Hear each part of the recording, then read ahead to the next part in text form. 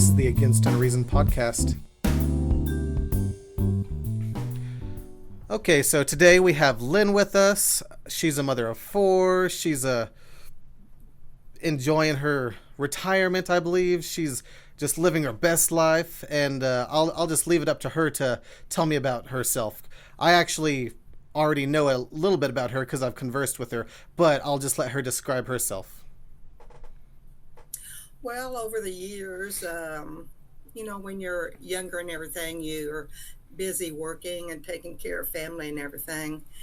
But now, with the internet and all the technical things out now, it's easier to check to see if what you thought or what you had heard is really true or not. And so that's what I do a lot of. I mean, used to it didn't make a whole lot of difference. I was too busy, but now I'm more concerned if something is true or not, I guess. And I like to know as much about different things as possible because I don't want to be misled or I don't want people to try to, pull the wool over my eyes about something. So that's kind of where I am right now since I am older now. Exactly. And to be more specific, there's a lot of things on the internet, things that are true and untrue, and you're actually interested whenever you're fact checking something, not to just confirm your bias, not to, just look out for an excuse to continue believing what you already believe. You're interested in sifting through the garbage and the stuff that's not true on the internet, using, critical thinking rather than just going to conspiracy theory blogs and talking about plandemic and how the coronavirus was planned and all that. Well, there's a lot of times when you hear something, and as far as it making a big difference on really what you believe, it doesn't affect too many. For instance, I like the color blue.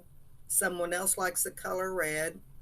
Okay, there's not too much that you can really find fault with either one. It doesn't really matter. But there's other things that happen, are different worldviews and things that it does make a matter. Depend on what we believe, and I want to believe as much truth as possible. And there's been things that I've looked up on internet that I thought was a certain way, but then I find out it's not what I thought. And Mm-hmm. I'm open to changing my mind if I need to. It's not like I feel like my beliefs are not just so, you know, unchanging that I'm not willing to change my mind about something if I see that there is evidence to show that I'm wrong. Right, exactly. And like you were saying about there's certain there's a lot of opinions that it makes no difference whether someone disagrees with you or not, whether your favorite color is blue, whether your favorite color is green, whether you like Right. to watch American Horror Story or whether you think it's terrible.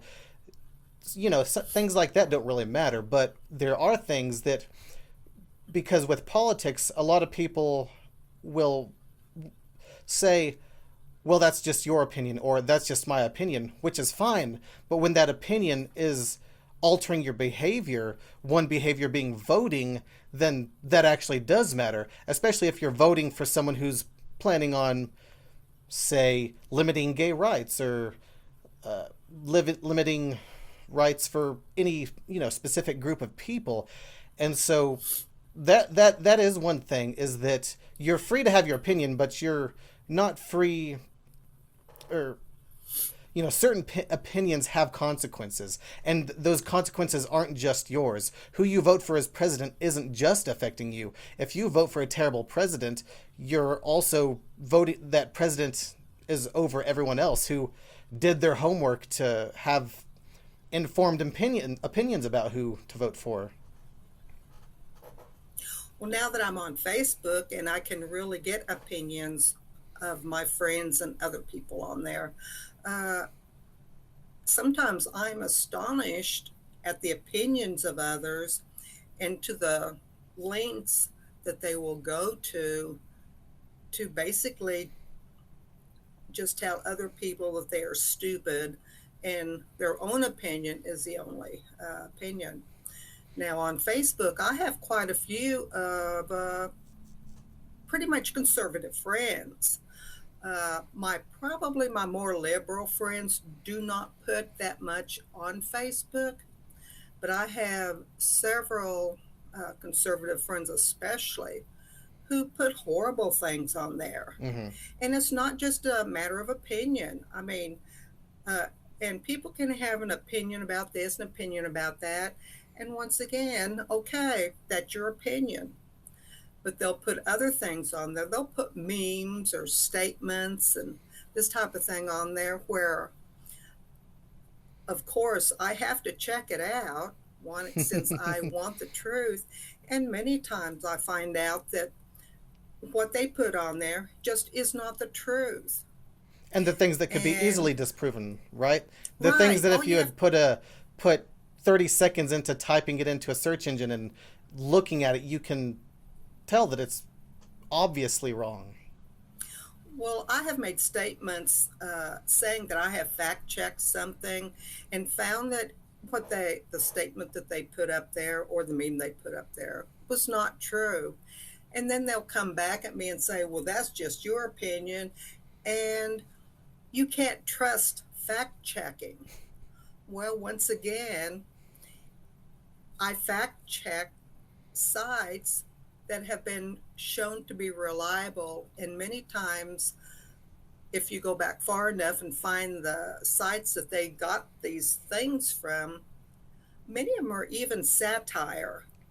And I can remember looking up one time, and the site itself said this is a satire site, and anyone that believes anything on this Right. site would be stupid. Like Babylon Bee And or The Onion or sites that don't they right, don't have the I pretension of being fact, but if right, one of these inept people on Facebook sees something that they think validates their worldview, they may not even have read the whole article to see the even more ridiculous stuff it says. They just see the title and they're like, "Hey, I like that. I'm going to share it." And all their is friends are going to generally do the same thing. is generally just the first statement or a picture or something. They It's not possible that they could even check things out because anytime I see something, I always see that there's, oh, what is the rest of the story? Right. It looks like And something that could have been taken out of context. yeah, well, and it sounds pretty good, but then when you check out the rest of the story, you find out that that it was not. Some of it could be true, but the majority of it was not true, Right. and so and it's misleading. Right. But so many of my friends on Facebook, they don't care if it's misleading or not, and they don't care how hateful they are. And if you say anything, they say, "Oh, what happened? Did you get offended?" You Right. know, and I don't put stuff. You know, I have my beliefs and my world. Uh, you know, the way things are, but I don't get on there intentionally and try to embarrass somebody. And I Right. try not to say, well, all Democrats are like this, or all Republicans are like this that think this way, or all conservatives or liberals or, you know, whatever you want to say. I Right. don't get on there and say all people are like that, you Right. know. You're not the type of person who thinks of everything first and foremost based on your political party, or not even necessarily political party, because a lot of people that of course vote for Republicans every time would not consider themselves Republicans because for some reason a lot of these people identify themselves as independents when they're not truly independents. But basically they start with that point, that partisan position first and foremost, and they don't care what kind of feces they have to sling on Facebook because at that point, for them, it doesn't care. They're on there to protect party, and they're also there to feel falsely empowered by telling other people they know better, despite having not actually done any research, having not critically evaluated what they're putting on Facebook. It's empowering when you tell someone they don't know something, but at the same time, you didn't put in the effort to make sure that what you're saying is actually true, because you don't care. Whether it's true or not doesn't matter. It's about how it feels, and it's about defending your tribe. Well, and as far as political parties and stuff like that, I've always voted for the person I think would be best. And most of the times, especially in the past, I really couldn't remember if they were Democrats or Republicans or independents or whatever. I would decide on, the person I thought would be best. Right. And I don't say, all Republicans believe this way or all Democrats believe this way. It's more of some Republicans feel this way, some Democrats, just like a lot of times my conservative friends will put up there that all, this is as a for instance, they'll put in there that all Democrats are pro-abortion. And if you're a Democrat, that's what you believe. And the only ones that go by the Bible are, of course, Republicans. Well, if the truth to be known, no one believes that abortion is the best answer. No one does. But there's times that it's the choice. Are we going to have people given a choice? And usually they have the abortion issue is hard to come to. And so, the Democrats aren't pro-abortion. They're a lot of them are pro-choice, but they're right. Probably they believe that they Republicans. They believe that they don't it shouldn't be someone else's choice, basically. Right. And there's Republicans that are pro-choice. So it's not like it's one or the other. And libertarians. And libertarians, a lot of the time, are on the right, and a lot of them are still pro-choice. Mm-hmm. They may oppose abortion as far as they're like, I would never get one, or right, you should exhaust other options, but it's not up to me to make sure you've exhausted other options, or it's not up to me to literally restrict you making that choice. And so to say that personally, abortion is a neutral choice for me.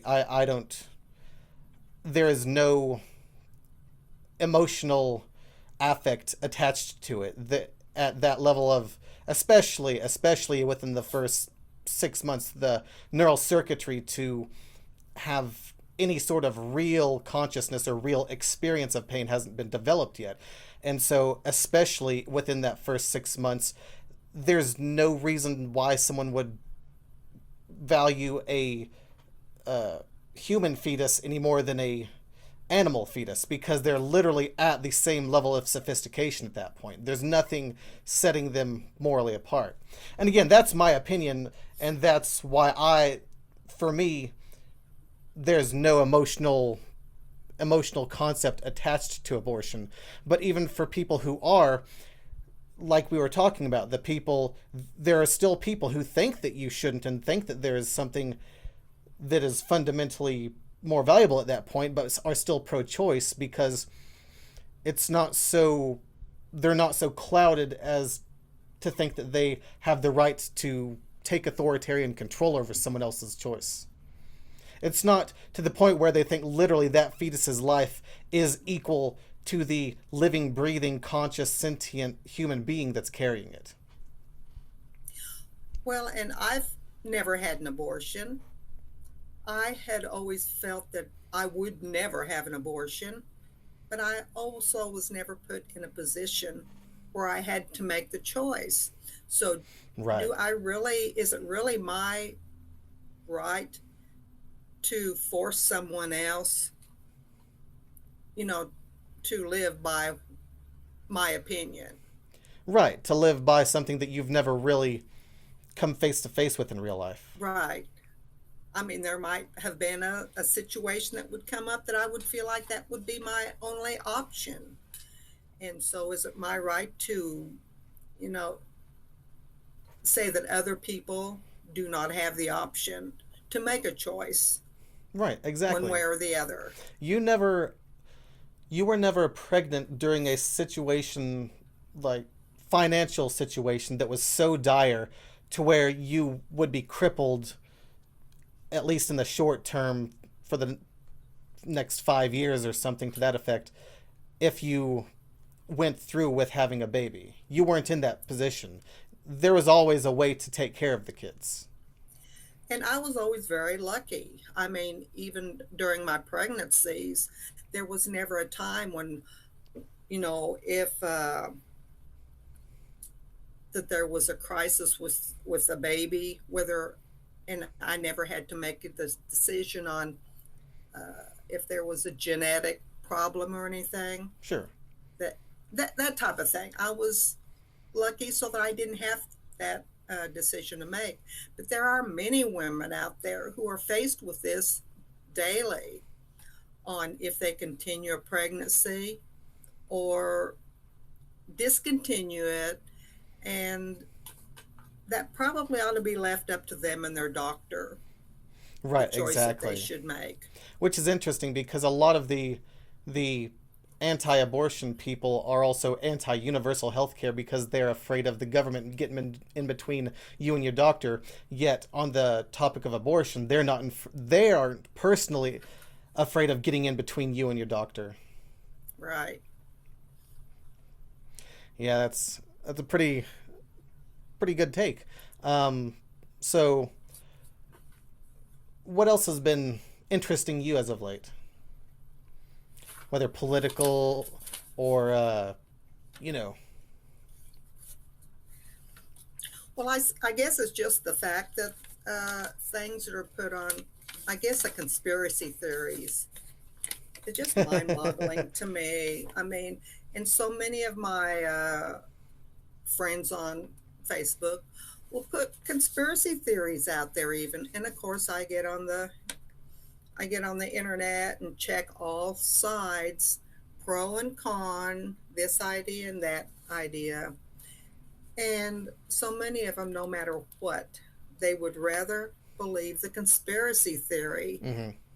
than to even think that. And I guess one of the things that is amazing to me is kind of like, if you want me to actually put one out there, the Pizzagate thing. As in Hillary And Clinton.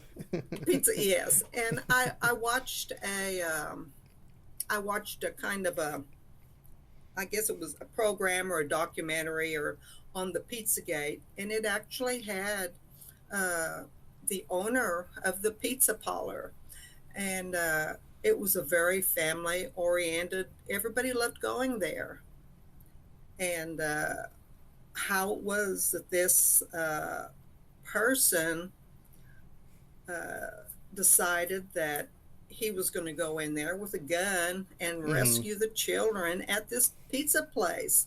Right. He thought that he And was he thought he was ahead of the FBI. he thought he knew more than the police, I guess, I Yeah. mean, which is ridiculous in itself, pretty much.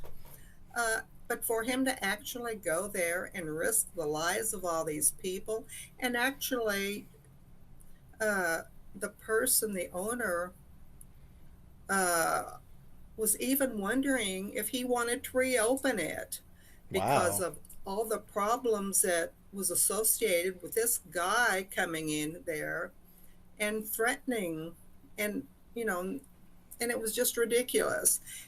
But the community wanted the pizza uh, place to Reopened. open, and so he went ahead and opened it back up.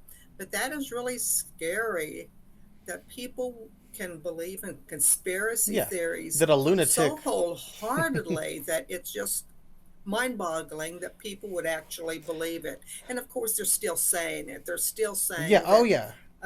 They're Hillary still Clinton's convinced in of the it. government, and all these, they're talking about all these people in the government that are protecting pedophiles. Despite And their guy being in the White House and both the Senate and House, at least at the beginning of his presidency, despite all of them being Republican and having ample opportunity to bust or investigate something like that if it was right, real, and it's their team that's in charge, and still no evidence ever came forth to prove that any amount of the Pizzagate thing was true, and yet they will still claim it is. But strangely, they also still they believe in a conspiracy called the Deep State, but right. conveniently Trump's not a part of it, and conveniently, basically, it's just pick and choose which Republicans they like and which they don't. I'm sure they think Mitt Romney is part of the Deep State, despite being Republican, but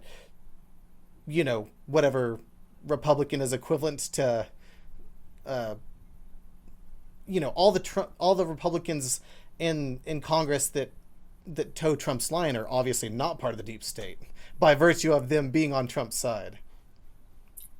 Right, and that's a big conspiracy theory, of course, now with the one world government thing. I mean, and it's just like incredible their way of thinking. It's almost When actually, unfathomable. right, I mean, the thing is, all the countries, they're so intermingled, we can't just be for ourselves and forget about all the other Right. countries. Uh, we interact with other countries, and especially now with nuclear stuff going on and all the uh, fanaticism, whatever, Yeah. if that's the right word, going on. It's important that we try to get along and try to, uh, If there's problems that take a huge amount of effort to solve, wouldn't it make sense that countries should band together and work together to solve this problem? Especially when the problem is going to affect other countries, like climate change, for example. Climate change is going to affect every country, whether they're cranking out millions of tons of CO2 into the atmosphere or not. And so we should be working together to try to solve that problem.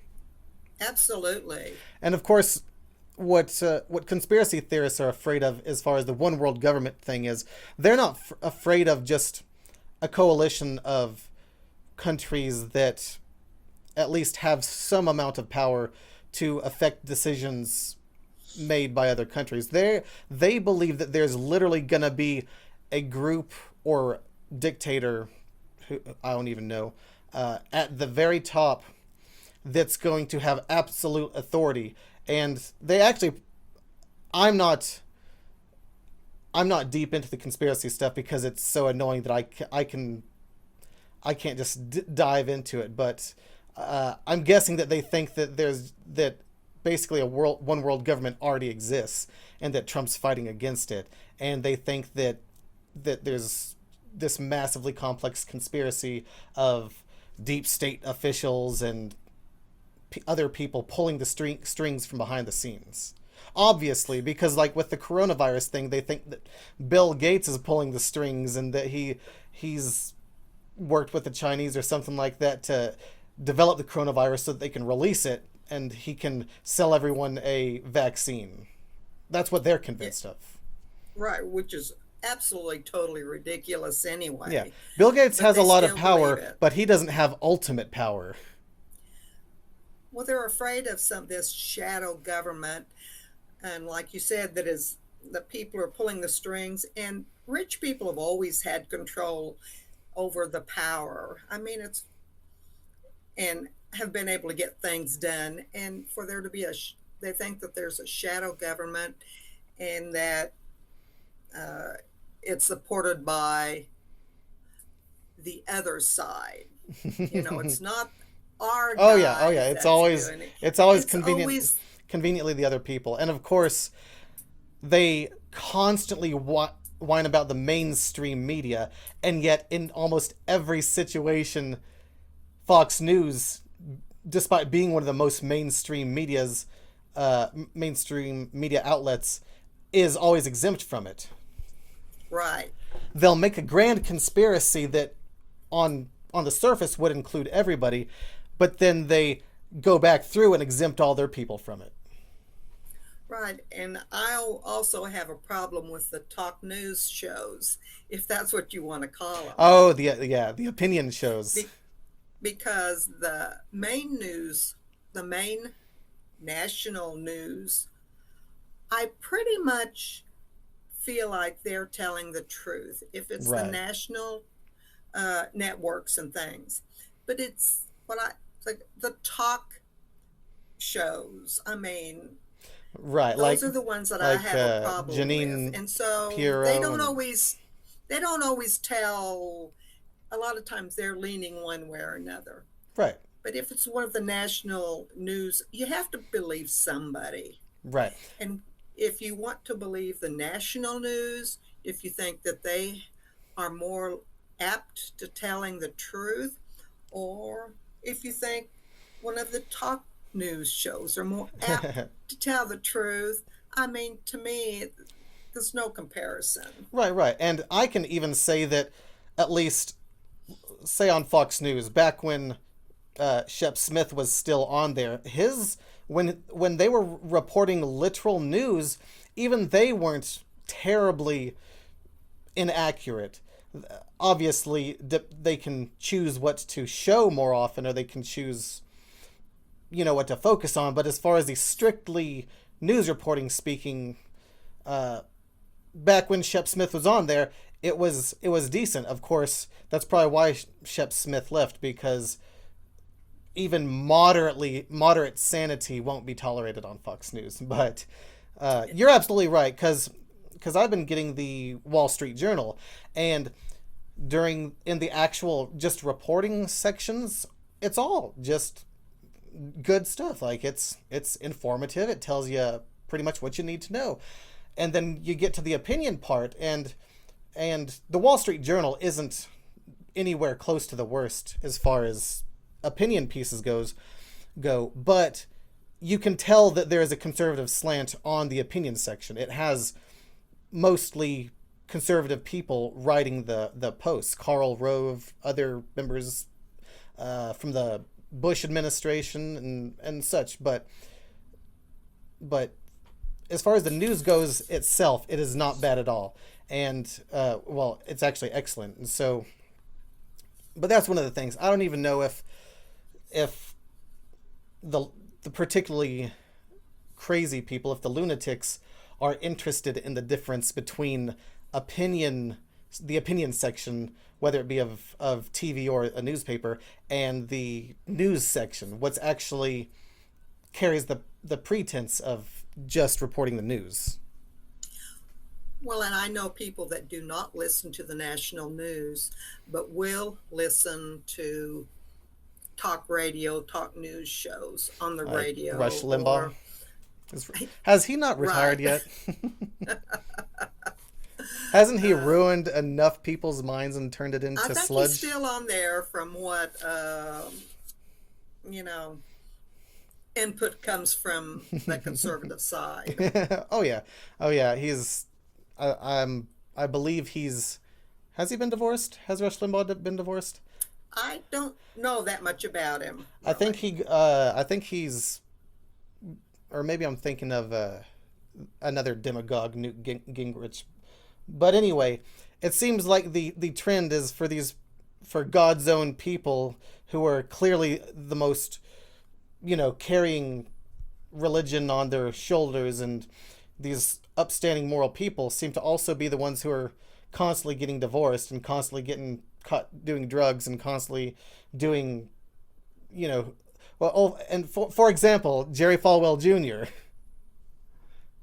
Like, picture comes out, he's got a big old glass of liquor despite railing against anyone who indulges in such things. He's got his pants untucked. He's with a lady who's looks awfully disheveled for just having come over to be friends. it's the hypocrisy. And again, there's nothing wrong with having a drink. There's nothing wrong with having friends of the opposite sex in a, whatever way you want. But the problem is being a hypocrite, like railing against that stuff for decades and putting on this holier than thou persona, and then get caught doing the exact same stuff. Absolutely. And many of the religious big wigs of the day have been caught. But of course, that, to conservative Christians especially, that makes no difference. They'll Right. just come back later and have their TV shows again. Right. Like And Jimmy maybe Swaggart.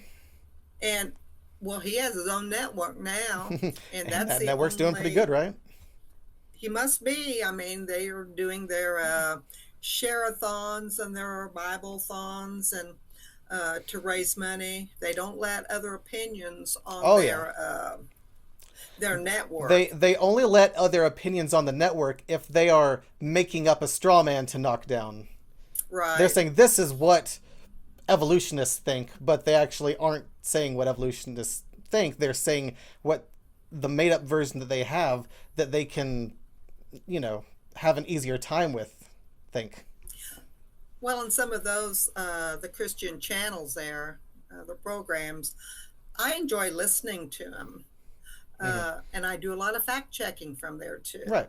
And Right. Well, it's just amazing what they can say, and their viewers will just lap it up as if it's the right. gospel truth because they're the ones that said it. But I have found them to be mistaken many times and just putting their own slant uh, on what they say, Right. and they Even when it comes say to the Bible, downright lies. because they'll cherry pick a Bible verse to mean something completely that whoever wrote the Bible obviously didn't mean. And you don't have to be a Christian to catch these, or I mean, you don't have to be an atheist to catch these mistakes, because it's just, they're obvious if you go into the actual chapter and start reading it. So before we go on anymore with this, kind of explain your position. You were a Christian for most of your life, right? I was a Christian for over 50 years. I had no intention on changing. I didn't know, once again, when you're busy working and taking care of kids and a husband,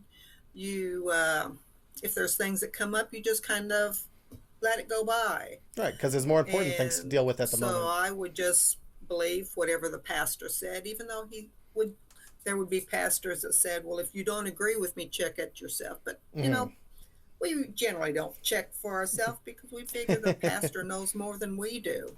Exactly. But once I retired and everything, and uh, I had people that kind of asked me questions about different things in the Bible and there's things that I really couldn't explain. I thought, Hmm. well, I don't know. So I decided to go ahead and really check. And now with internet, you can get on the internet and put any question you have on there practically and get Right. different versions on Well, and there. And clearly that's you what have I a did. and clearly you have a good head on your shoulders, because there's again, like I said earlier, a lot more than actual true things on the internet. But you're capable of critical thinking, and the goal for you was to actually find out what's most likely true, not just keep believing what you were going to believe. Generally, if there are two opinions, one for and one against a certain statement, I would check both of them Right. and see which one appeared to have more evidence. And if I am told that just have just have faith that you're right, just have faith that it's Right. right, with no evidence, and I felt that if there were certain things stated in the Bible, there should be evidence that they were correct. Right. And I think the main thing was even just getting in and learning about Christian history, Mm-hmm. the and the not just being the preach to, Mm-hmm. but the actual history of what was going on, uh, where the Bible came from. Mm-hmm. And I even got into the Jewish people, the Old Testament. I wanted to find out why they believed what they believed, and then why Christians kind of stole the idea, changed it around, and Mm-hmm. made it their own. Mm-hmm. So, and there is evidence for that, though, Mm-hmm. because you can, when you go into how the Bible is actually put together, and Mm-hmm. just get a variety of information and just come to your own decision then. Right. And so, um, what are some of the books that you would suggest reading, as far, or at least what you had read that kind of gave you a different perspective on, such things? Well, I think that uh, I read a couple of, well, actually, probably several of Bart Ehrman books Mm-hmm. and found them to be very interesting. Mm-hmm. And actually, right now, I'm on a book by Sam Harris.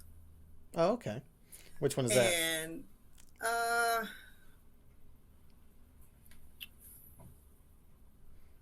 oh, The End of Faith. Oh, okay. Yeah, And one of his earlier ones. that was well, and that was a used book that I bought at a book sale at one of the libraries. Oh, okay. And so it has been very interesting on telling about the history of part of it is Islam and Christianity, Mm-hmm. and a variety of thoughts and what was going on back then. What about the witch hunts? Mm-hmm. Why did people believe that? Why was it okay to make people to torture people? Right. And so that was a lot of the stuff that I was interested Mm-hmm. in. What they actually did back then, and the society, the culture that Right. people were brought in. The context of what was happening around them, because a lot of people that are brought up in only one culture, having only really been around Christians, and even just Christians of one type of denomination, they don't think back to that point in time, and it isn't really salient to them how many other cultures existed then, how many things fed into Christianity or any other religion. I mean, for example, ancient Greece, especially the 400 years BC and up to, 0 BC or 0 AD, I don't know what you would call that. There was a lot of, like, the Orphic cults basically were very much kind of foreshadowed the idea of a prophet talking about a sacrifice, in this case Dionysus made, ended up dying, and for some reason or another, it's made put a little bit of divinity in humanity. You know what I'm saying? Words or things like the significance of the number 7 that existed in ancient Greece. That was not original to Judaism or Christianity. There's even a flood story in, I believe it was either Minoan or Mycenaean Greece, back where they have a flood story that involved the equivalent. I think it was Zeus at that point in time. I can't remember if it was like a proto-Zeus deity or something to that effect. But anyway, there was a flood story there. And there was, in fact, reading a book on India, I find that in some of the early Sanskrit writings, the foundation of the Hindu religion, there was also a flood story there as well. And so it seems like flood stories are just kind of were a common trope to establish the authority of your particular ethnic group and justify it to the people in that ethnic group. Well, and a lot of it was folklore. And after all, if it's a good story, may as well repeat it. Right. Oh, and before anyone says, "Oh, the fact that there's so many flood stories proves that there was in fact a global flood," no, it just proves that flooding happens in a lot of places. Geology Yeah, is pretty much done away with any idea that there had ever been a global flood where everything was underwater or anywhere near everything was underwater. right. So anyway, go ahead. Sorry, I didn't mean to interrupt you. I just wanted to prevent or respond ahead of time to any commenters. Well, and like I said, I just love getting a good book and reading how it was back then. And Oh, that reminds me. You've read a lot of creationist books, correct? well, I haven't really read very many creationist books because that's what I was taught in. Right. Well, we were talking. You were talking to me previously, and you had mentioned several books. I think one of them was. Darn, there was several books that you had mentioned, but one of them was mentioning kind of basically a book of responses from the creationist perspective to atheists or to evolution accepting people and things like that, right? Well, I think I have that book, and I haven't gotten very far on it though, Right, right, right. I could have. because I found this other part to be more interesting, Oh, okay. the actual history part, Mm-hmm. because if you're going to say something, believe something by faith, or believe something because that's just the way it is, I'd rather have as much evidence as possible, because like I said, I was already brought up a certain way, believing all of the Bible stories. Uh, and so I know the Bible stories, Right, right. but I want to have evidence. And anytime that I have, and there was talk of the prophecies and the where they dig up the evidence and stuff like that, archaeology, Mm-hmm. uh, and something will sound real good.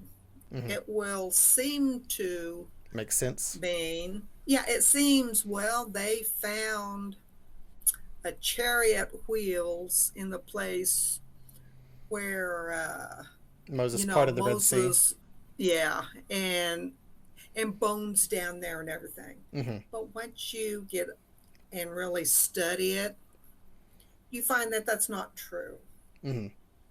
And so a lot of it is supposed to be archaeology proof Mm-hmm. that things happened.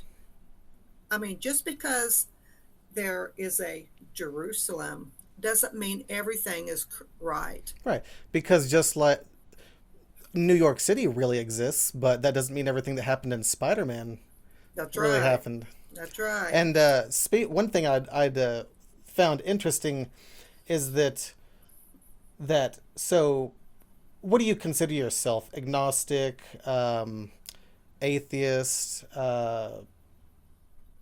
What in the plethora of identifying of things do you identify yourself as? I would say that I'm leaning more toward atheism. Okay. Um, if someone came up with evidence that I'm wrong, that would be Right. fine. And you're perfectly open My, to it. I am open to that. But the thing is, I was a Christian for over 50 years. And for me to be able to change my mind after all these years, when it appears that what I believed for all those years may not be true, Right, right. because why would I as a Christian, as Christianity is the one right way of thinking, but Right. After that many what years of being a Christian and believing that there is a beautiful afterlife waiting for you, why would someone be inclined to change their mind on that unless they felt that there was good evidence? It's not like it was something you were taking lightly. I really had a problem because I would look at things, different things, and someone had actually said to me something about homosexuals, Mm-hmm. and why would God condemn homosexuals and this type of thing? Mm-hmm. And I had no answer, and I thought, what? The more I looked into it, I did not see that homosexuals had a choice. Mm-hmm. I could not see that they just decided, I'm going to be a homosexual, I think, Right, and right, have to put up with all the stigma toward that. And right. so there's several things like that that I really had to look into. So basically, there were things that there were groups that, from at least your denomination or what you had grown up, teach that these are a group that deserve to have prejudice against them. You realized, or you came to the conclusion that these groups didn't deserve prejudice, and that kind of, in your mind, you thought, well, if this is a problem, I mean, how can, there might be other problems, sort of thing. Is that correct? I came to the realization that since I believed then that homosexuals did not just choose to be, and if that is what makes them happy, who am I to condemn them? Mm-hmm. And I think that the main thing, I really had a problem as I delve into where the Bible came from. Mm-hmm. And I think the main thing was, after reading different things Mm-hmm. and finding out that in the New Testament, in the New Testament, there's a story. Mm-hmm. And it's a story about the woman caught in adultery. Mm-hmm. And it's a wonderful story. It's Right. very, moving story. All the, movies about Jesus has that included because it's a wonderful story. Mm-hmm. But Very inspirational story, yeah. I love the story.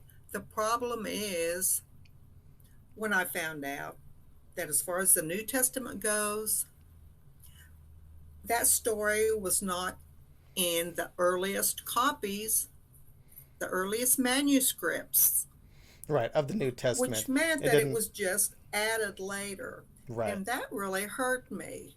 Right. That really hurt me because I felt like anybody that studies the Bible would have been presented that. Mm-hmm. And the preachers still lie to us. They tell us, they repeat the story as if it actually Right. happened. Or they lie by omission, which is basically lying, but well, they always teach it anyway. Right, exactly. And and right. It was like, I felt like I was on a fence. Once I felt, and there were several other things in the New Testament that shows that it had been added or later. It was not in the earliest copies. Things that had to do with the Trinity. Mm-hmm. And I mean, some of this stuff was really eye-opening. So there came a point in my life that I had to say, okay, either the Bible is the inspired word of God, Mm-hmm. or it's not. Mm-hmm. And if I could not trust that the stories and different verses and stuff, if I could not trust that the New Testament was actually inspired in the way it was supposed to be, Mm-hmm. I had to make a decision on if I was just going to go ahead and blindly say, I don't care what evidence I have found on history, Christian history, Jewish history, Mm-hmm. religious history. Am I going to just blindly go ahead and accept it? Or am I just going to say, it does not appear to me that it's true? Right. And It appears that man came up with what was in the Old Testament and the New mm-hmm. Testament. And so that's where I am right now, Right. because And it's like once I learned this stuff, I could not go back. right. And interestingly enough, despite this big change, not only do you still enjoy going to church, you enjoy going to what is by most accounts a very fundamentalist sect of Yes. of churches, Seventh-day Adventist, and Yes. which is where you see a lot of that really, or is that where a lot of the friends on Facebook that post that really hateful stuff that you Yes. mentioned comes from? Yes. They're from the church. It's a very conservative viewpoint. And I have found that they're the most hateful. They don't care what the truth is. Mm-hmm. And of course, they put a lot of some religious stuff, but I pretty much don't, whatever they believe is fine with me. But when it's political stuff and is trying to degrade people. Right. Whenever they post really pictures of just hateful Barack stuff. and Michelle Obama caricatured as monkeys. Oh, yeah. And they'll put pictures where, Melania is in a beautiful gown. Mm-hmm. And then they'll have a picture of Michelle Obama or Hillary Clinton in ratted things and Right. not their best picture. The same stuff the leader It's of their so cult obvious. does, because that's what Trump did during the campaign. When he was running against Ted Cruz, he would take pictures of Ted Cruz's wife, the most unflattering picture that they could take. Right. And then they would put that next to, a 20-year-old Melania Trump picture or something to that Right. effect. And they would say, whose wife is hotter? As if, first off, That whose makes wife any is hotter difference. has anything to do with, what person you elect as leader of America. Right. And Yeah. so that alone is stupid, but yeah, that's the same sort of stuff they've been doing. That's the same sort of stuff they keep doing, and yet they feel, like I said, particularly these fundamentalist sects feel like they are so virtuous, and it's actually bizarre because despite being crazy, hateful people on social media and very often conspiracy theorists, when you're at church, as long as you don't tell them in any of your what you're actually thinking, they're extremely nice people to you, right? You love hanging around them because they're friendly, and you like doing their potlucks and. Oh yeah, and there's several that you really get close to and everything. But then you think these people are Lunatics. they're being told what to think. They're Right. being told what to think, and they're really extreme. They can be extreme in the ways what they believe. Right. Didn't you say that? So they're Seventh-day Adventists, and there's a national I don't know organization of Seventh-day Adventists, and so basically they send preachers to each church, and your church was going to throw a fit because they dared decide that a woman could be a preacher, and they were going to send a woman preacher to your church. There's several things. They do not want a woman preacher, and they do not want anyone that wears jewelry. Mm-hmm. And I know Specifically your church, not the national Seventh-day yeah, Adventist group, but the church. Ours did not. They were afraid that they might be sent a woman, and they were considering, what if they send us a woman? Are we going to be able to continue to go to church or not? And so I had a problem with that. So- Because it's I thought obviously they were wrong. being very It's judgmental. obviously a very bigoted position, a very Bronze and Right. Iron Age, position to hold. I just think it's fascinating that because so you keep going to the church because they can be at least friendly I people like the personally, people. and you like to keep I your brain working. Like they mention stuff, and so even though it's probably slanted and wrong, you're like, it'll give me something right. to look up. It'll give me something to investigate. Well, and once in a while, especially in Sabbath school, there would be a remark that would be made, and I would Sabbath school feel because like, it's not on Sunday. right, Because the only devil worshippers go to Sunday school. yeah, the heathen, The uh, Christians that have been misled. right. So, so I think it's just interesting, and that's just why I even watch the programs on TV. Because sometimes I'll hear something that I'll just have to check out, and I'm thinking, how can anyone believe this stuff? Because you watch Francis and Friends, right? Oh, yes, That's a yes. staple of your daily routine. I have hollered at the TV many times because they would say things that were not true. Hmm. Uh, Basically, I think they try to be uh, good people or good, uh, present the truth.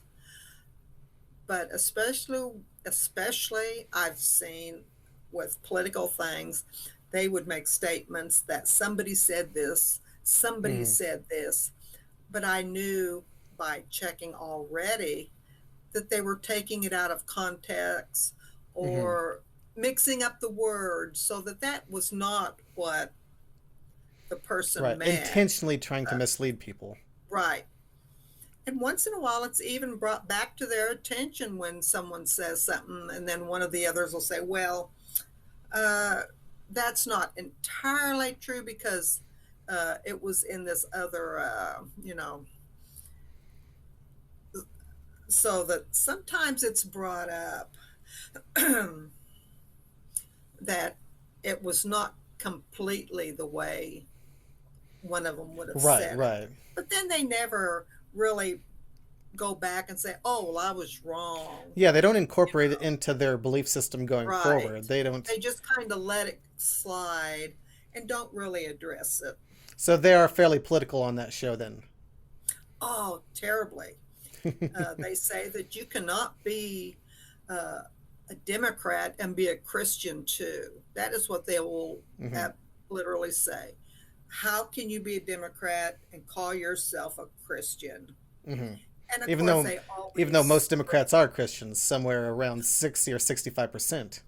well, and it's always the abortion, and it's always the homosexual issue that they bring up. Right, It's right, right. those two, and so you cannot agree with gay marriage if you're a Christian, and you not cannot be Right. pro-choice You're a and bad be you're a a bad Christian. Christian Right. if you are not on the authoritarian right side of those issues.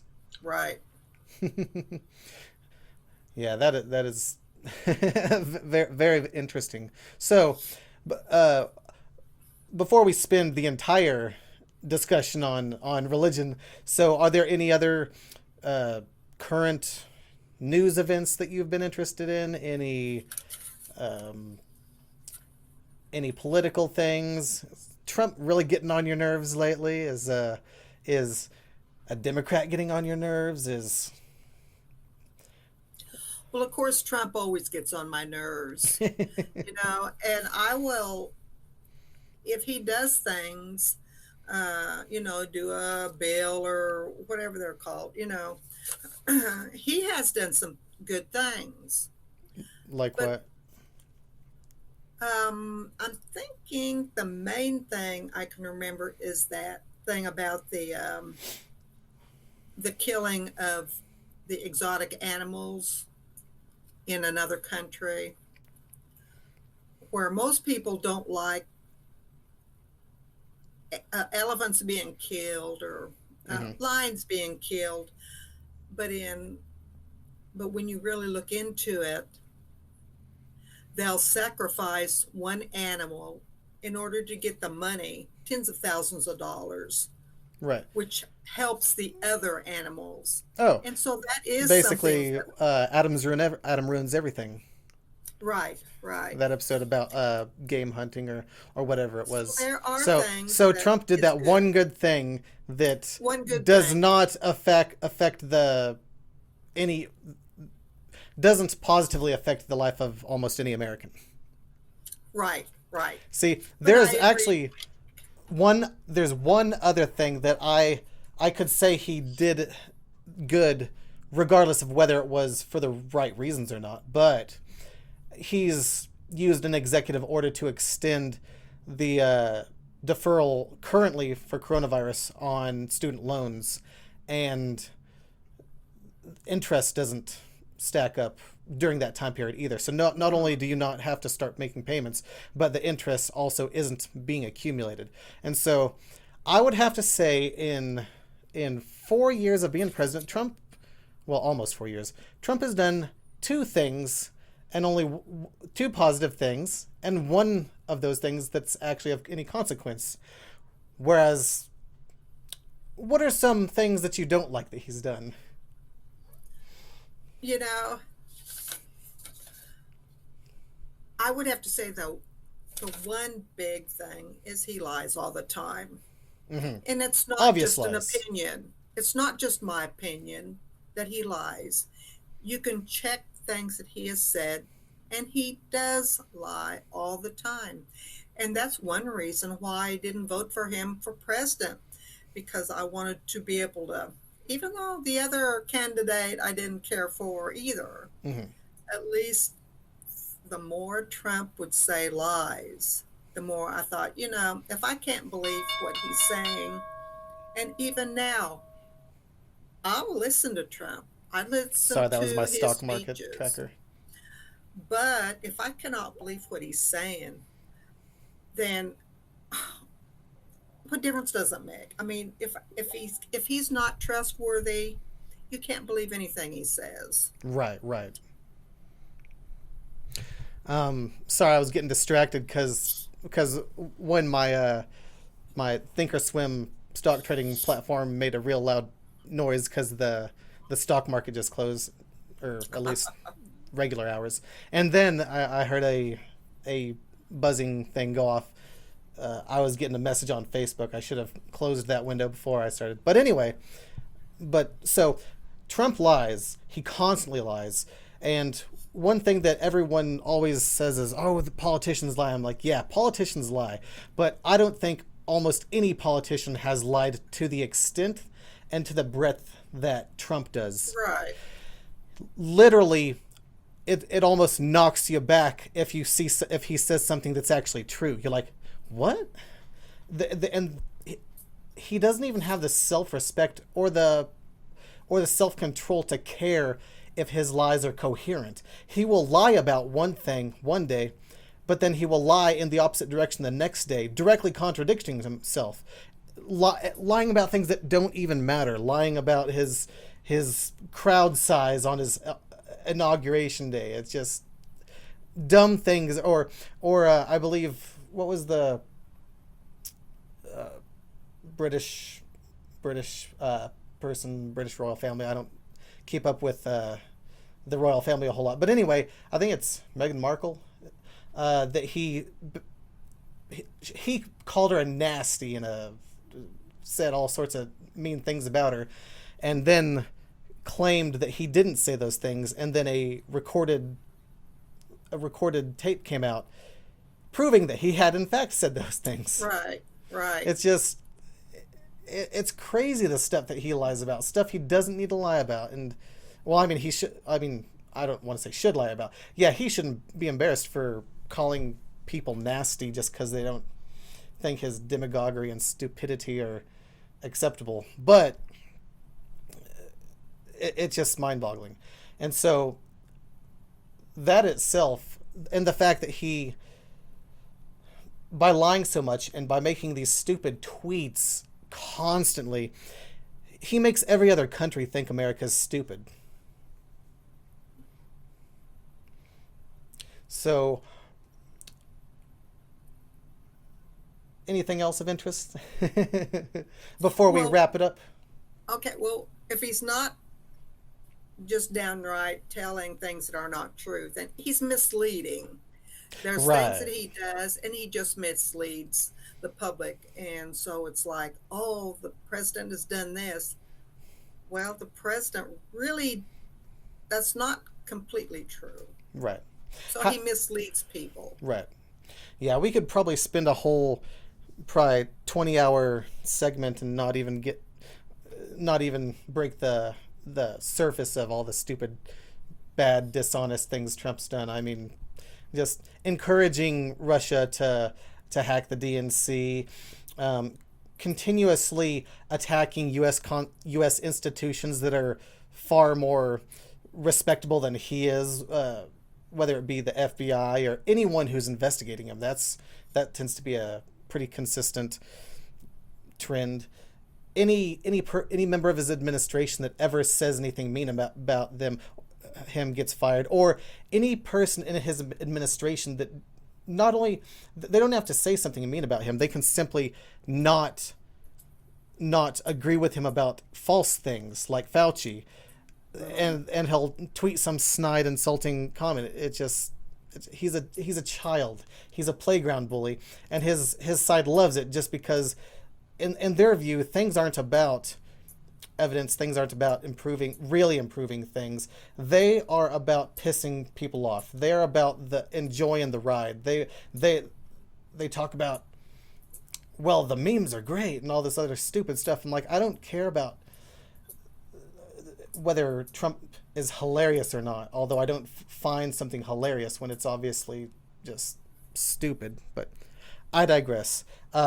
Because I went off on a tangent trying to stop us from getting off on a tangent on Trump. So how do you feel about Joe Biden? I feel like he's got a little baggage. I would probably have rather had one of the other people become the nominee. But once again, between Trump and Biden, I will most likely vote for Biden. Right. Oh, I'm absolutely going to vote for Biden, and I don't particularly like him either, but for the same reason that I didn't particularly like Hillary in 2016. Now, I don't think she's evil. I don't think she's terrible. I don't think she's bad. I think she would have done a decent job as president, but she was not my favorite person, and she was far from my, because I voted for Bernie in the primaries in 2016. But just like with that, there's no contest between Biden and Trump. Trump is just so far at the bad spectrum that it's a no-brainer. You don't hardly have to know anything about Biden to be against Trump. Not that I don't. I've looked into it, and most people have looked into Biden more than enough to see that he's a better candidate. I mean, Biden has very much switched position over the years. You might say flip-flopping, you might, all this sort of thing. At the very least, he's changed according to public opinion, whether or not it is necessarily his opinion. And while in a lot of cases that would be terrible, because the public is certainly not always right, but public opinion tends to be more right than the right-wing opinion. Right. The center, as in including center right, center left, the center and the left average out, tending to be more correct and more beneficial than the far right, than what is today the mainstream Republican Party. Obviously, 30, 40 years ago, what was a Republican and what was a Democrat was different than it is today, 40 years before that. But at this current point in time, the strong right, the fully partisan Republican Party is generally almost always wrong. which is not to say that the far left is wrong. I very quickly will attack people of the far left. I'm not what would be considered a socialist, whether it's self-identified or by definition. I don't hate capitalism. I think that deregulated, unregulated, what have you, laissez-faire, like anarcho-capitalism is absurd and stupid. But in any case, I'm going off on another tangent. So you're probably going to vote for Joe Biden. Yes, absolutely. How do you feel about Harris as his pick for vice president?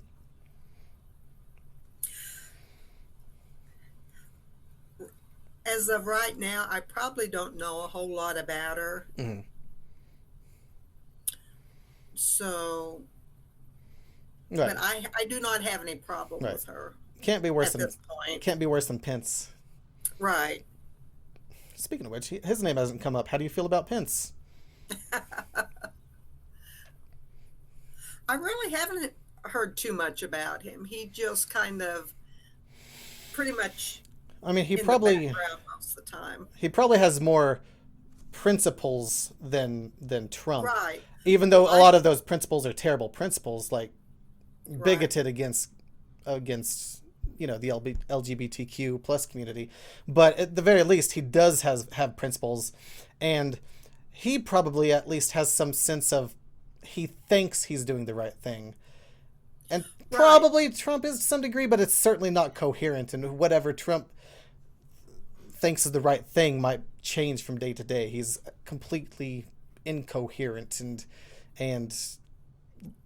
tempestuous and just Well, it's like if you had to have one of them, I would much rather have Pence as president Right. than Trump. And in all honesty, I think Pence could probably do as much damage as far as harmful public policy, but at the very least, I don't think he would make our country look as stupid to other Right. countries as Right. Donald Trump does, which is I agree. just mind-boggling. I don't know if I'm sure. Well, hopefully, we'll eventually recover. We've had worse things happen. We've had the Civil War. We've had Vietnam. So I'm not one of those people that always thinks now is always the worst time every time in every way. I think now is certainly a bad time in a lot of ways, especially because we have the worst president that we've had in probably 100 years at least. Probably the worst president that we've had since Andrew Johnson, which was Lincoln's vice president, who basically gave everything back to the South that we had won with the blood of the Civil War. But anyway, I digress.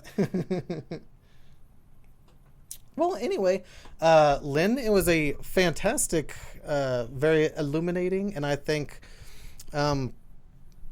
understandable discussion that we've had. And so I wish you the best, and thanks for coming on the podcast. Well, thank you for letting me get some of this stuff off my chest and talk about it. Yeah, I imagine it's not since virtually all your friends are from your fundamentalist church that you don't often get to right. talk Once unfiltered to again, people. I don't want to hurt anyone's feeling. Yep, exactly. Which is an excellent quality. I don't want to be mean to people, so there you go. Well, it was very nice having you on, and hopefully we can have you on again sometime. All right, thank you.